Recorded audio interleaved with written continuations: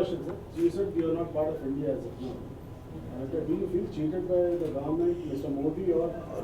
No, sir, I don't feel it's not about getting cheated on something. It's not at a personal level. It is a political party's accountability, sir. No matter whether they are a national party or a state or regional party, I feel they are accountable to people.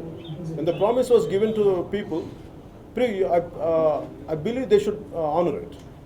When they go away from their the intended word or promise, I think it is a basic right of any individual, any citizen of this country to raise their voice.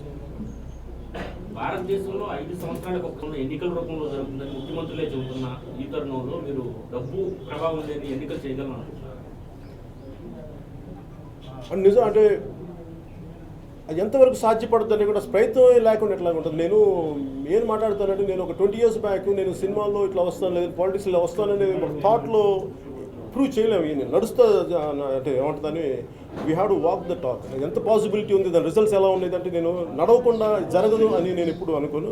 అసలు ముందు నడి చూస్తే ఏమేమి జరుగుతుందో చూద్దాం అనుకుంటాను. డబ్బు ప్రభావం లేని రాజకీయాలు చేస్తాను ఎన్నికలు అవి నాకు ఇష్టం. డబ్బు ప్రభావం రాజకీయాలు ఉండాలి మనస్ఫూర్తి కోరుకుంటాను. అలాగే నేను కదా ఎవరైనా కోరుకుంటారు. కాకపోతే ఏంటంటే ఎవరికైనా డబ్బు వాళ్ళ జేబులో డబ్బులు ఖర్చు పెట్టే ఎవరికి ఇష్టం.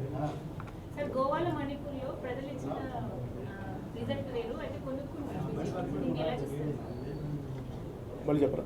గోవా అండ్ మణిపూర్లో ప్రజలు ఇచ్చిన రిజల్ట్ వేరు, కానీ బీజేపీ డబ్బుతో అధికారం అక్కడ చేపట్టింది. మెజారిటీ తక్కువ ఉన్నప్పటికీ అదే నాకు అర్థం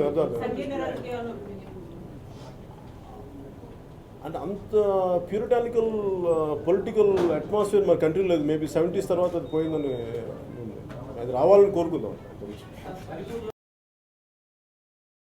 సుబ్బు, నీకు తెలుసా నాకు ఎర్లీ మార్నింగ్ ఒక కళ వచ్చింది. నువ్వు నన్ను జ్యువెలరీ షాప్కి తీసుకెళ్ళి వడ్డానం కొనిచ్చావంట. ఏ టైంకి? గుర్తులేదు సుబ్బు, 5కి అనుకుంటా. అదే మరి 5కి మీ బాబు వచ్చి బిల్లు కట్టినట్టు నాకు కాల్ వచ్చింది.